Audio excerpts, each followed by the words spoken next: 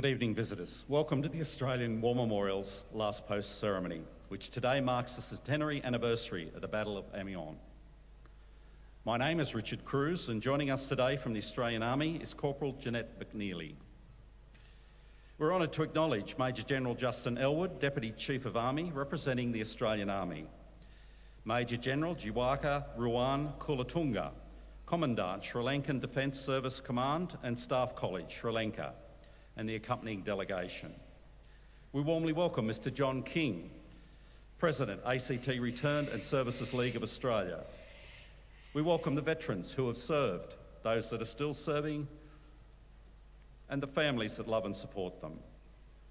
We acknowledge the members of RSL and Services Clubs Association, RSL Victoria and RSL Queensland, who are watching the broadcast of this ceremony across Australia. During this evening's ceremony, wreaths will be laid at the base of the Pool of Reflection by visitors and students on behalf of the following schools. From Queensland, Ascot State High School. From New South Wales, Lake Illawarra South Public School. And from the Northern Territory, Durack Primary School. Australia's Federation Guard is a tri-service ceremonial unit of the Australian Defence Force. They provide a ceremonial presence at civil and military events and during visits to Australia by foreign dignitaries. The Guard will now dismount the catapult party from the tomb of the unknown Australian soldier within the Hall of Memory.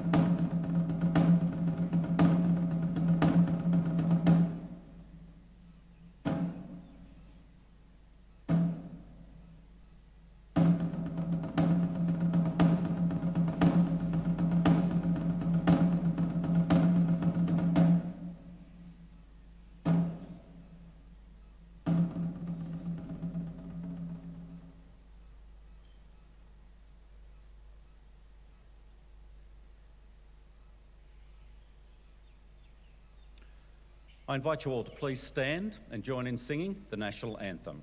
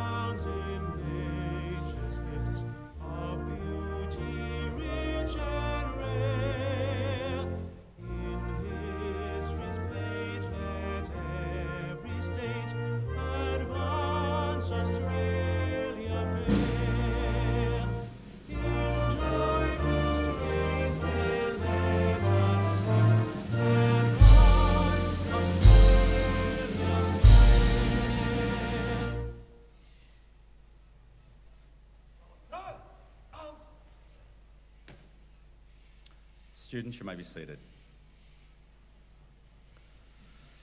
I would now like to invite Dr. Brendan Nelson, Director of the Australian War Memorial, to the lectern.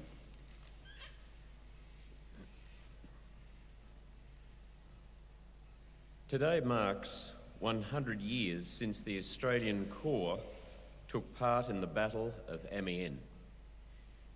If asked to nominate the moment of Australia's greatest influence in international affairs, barely a few amongst our nation of 25 million would know that it was 1918, specifically that it was a century ago today and the ensuing 3 months of that year. On this day, 100 years ago, the British Army launched an attack of 4 corps across a front of 10 miles to the east of the important rail junction at Amiens. The main thrust of the battle was made by 2 corps, the Australian Corps on the left and the Canadian Corps on the right.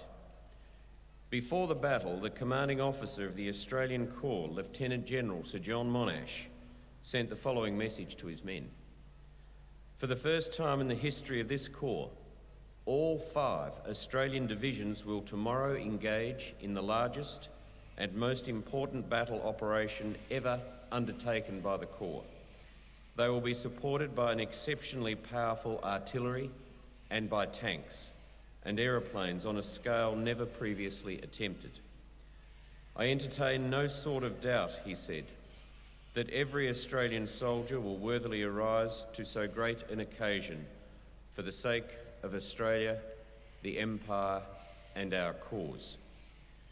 By the end of the first day of the operation, the Australian and Canadian Corps had achieved the largest advance made by the Allies in a single day during the entire war. Their advance was so great that it could be measured in kilometres, nearly 13 for the Canadians and 11 for the Australians. In the first 14 hours of the attack, the Australians captured nearly 6,000 German prisoners, along with more than 100 artillery pieces, hundreds more prisoners, and a great many more enemy arms passed into Australian hands over the coming days. The Battle of Amiens so demoralised German General Erich Ludendorff that he said the Battle of Amiens was the black day of the German army in the history of the war. He added, "This was the worst experience I had to go through." It was in fact the beginning of the offensive that led to the end of the war. The Amiens offensive was a British triumph, but it was delivered by Australians and Canadians. In permanently driving a wedge into the German lines that they broke, the battle-hardened Australians had the measure of the Germans under a corps commander of genius whom they trusted, John Monash. Field Marshal Douglas Haig knew the only corps upon which he could truly rely were Australian and Canadian. Colonel Thomas Blamey described Haig's emotional meeting with Australian divisional commanders at Villa Bretana only 3 days after the battle. With tears rolling down his face, Haig said, "You don't know what the Australians and Canadians have done for the British Empire in these days." The impact of this day and the ensuing battles would not only shape the war and pave the path to victory, it would lay stable foundations for the critically important post-war decade that would follow. Mourning our 62,000 dead, deeply divided, and living with the aftermath of the maimed, we remain true to our young, brittle democracy. Monash, as the most widely respected Australian, regarded as an unpretentious outsider, honest, decent and intelligent, was able to carry those who would otherwise have been a subversive force. Amiens and beyond had given us belief in ourselves that sustained us through adversities that are simply unknown to our generation.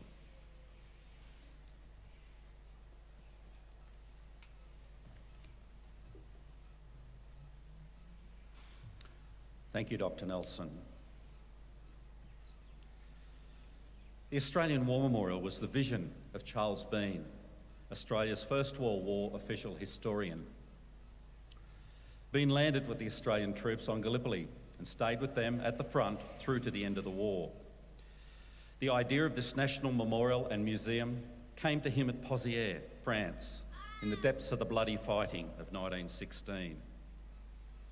Bean's idea was that this would be a place where families and friends could mourn loved ones buried in faraway places. It would also be a place that could help all Australians understand what these men and women had endured and what they had done for us. Bean's vision, to which we remain true, is best expressed as inscribed in the entrance to the memorial's galleries. Here is their spirit, in the heart of the land they loved, and here we guard the record which they themselves made. Tonight we'll read the story behind just one of those on the Roll of Honour, which lists the names of more than 102,000 men and women who have given their lives for us in war and operations over more than a century. But first we present a lament, Flowers of the Forest. Wreaths and floral tributes will now be laid at the base of the Pool of Reflection.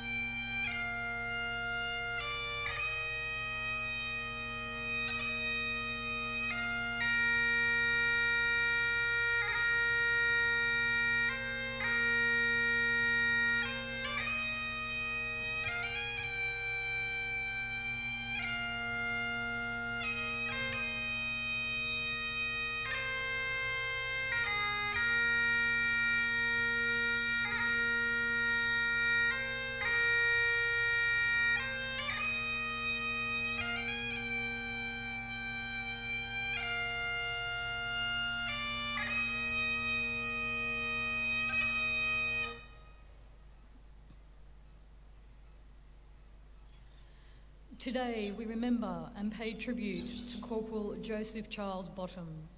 Joe Bottom was born in 1889 to William and Catherine Bottom of Cooma, New South Wales.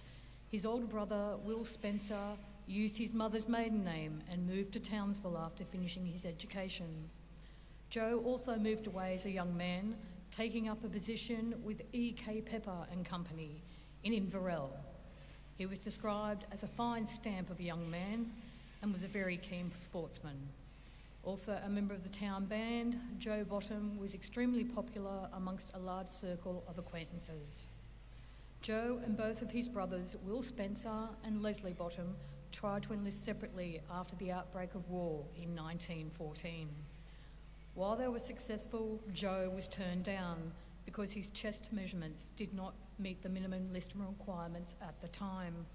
He was successful in August 1915 after the enlistment standards were relaxed. None of the three brothers served together. Will and Les went into different infantry battalions, and Joe served with the 14th Field Artillery Brigade. Joe Bottom underwent a period of training in Australia before sailing for Egypt. He continued training in the desert camp on the outskirts of Cairo for some months before leaving for France in June 1916 with the 25th Field Artillery Brigade. He served with this brigade for 6 months before being transferred to the 14th Field Artillery Brigade in early 1917. In March, Bottom's brigade was not far from Albert, fighting against German defensive positions. On the 15th of March, a shell burst near Bottom's battery, severely wounding him in the face, neck, chest and arm.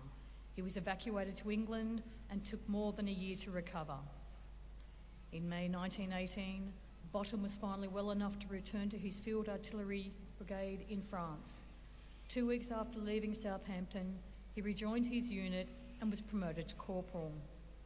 6 weeks later, his brother, Lieutenant Will Spencer, was killed in action at the Battle of Amiens while serving with the 15th Battalion. Corporal Bottom's Field Artillery Brigade was involved in the next major battle fought by the Australian Corps, the Battle of Amiens, on the 8th of August 1918. Amiens was a stunning success, with the Australian and Canadian infantry advancing miles across the old Somme battleground. The 14th Field Artillery Brigade put down a barrage in support of operations and fired for several hours, covering the advance of tanks and infantry. Bottom section of the 53rd Battery of the 14th Field Artillery Brigade was ordered to move forward with the infantry after the final objective had been taken. They packed up and harnessed the guns to the horses. But before the order to leave was given, a German aircraft flew over, dropping 3 bombs in their midst. 4 men, including Corporal Joe Bottom, were killed outright. At least 6 others were wounded, 2 of whom would later die of their wounds, and around 16 horses were also killed. Sergeant Les Bottom, now the only brother left, wrote to his parents to say, "No doubt, long before this reaches you, you will have been notified of the deaths of both poor old Will and Joe. I knew that the news would be a shock to you both, but being the parents of such noble men as they both were, how can you do anything else but bear up bravely under that shock? And ever in your sorrow be proud that your boys gave their lives fighting bravely and well for you and all else they hold dear." Les was granted leave in late 1918 and was on his way home when the war ended. Before he left France, he made sure to visit his brother's graves. He had been seriously wounded on more than one occasion during the war, and whilst in Sydney during his 1914 leave, he was in a small car accident that exacerbated his old wounds. By March 1921, he had been permanently hospitalised for over 2 years, and he later died that year at the age of 26. For years afterwards, William and Catherine Bottom attended Anzac Day services in Cooma with their daughters, leaving wreaths in loving remembrance of their 3 boys, Will, Joe and Les. Corporal Joseph Bottom's name is listed on the Roll of Honour on my right, amongst more than 62,000 Australians who died while serving in the First World War. His photograph is displayed today beside the pool of reflection, where you can see him on the right, along with his two brothers. This is but one of many of the stories of service and sacrifice told here at the Australian War Memorial. We now remember Corporal Joseph Charles Bottom, who gave his life for us, for our freedoms, and in the hope of a better world.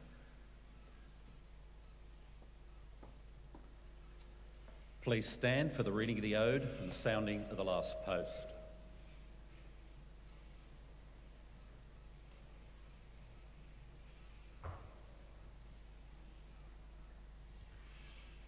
They shall grow not old, as we that are left grow old. Age shall not weary them, nor the years condemn. At the going down of the sun, and in the morning, we will remember them. We will remember them.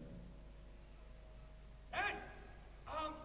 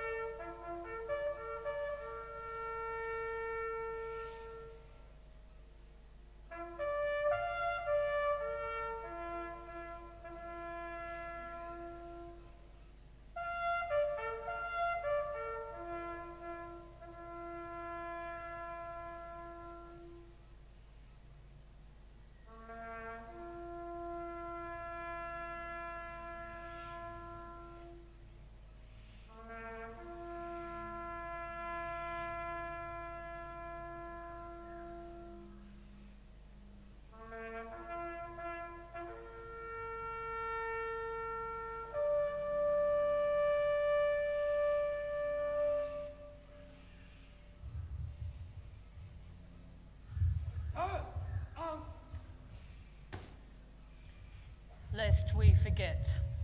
Lest we forget.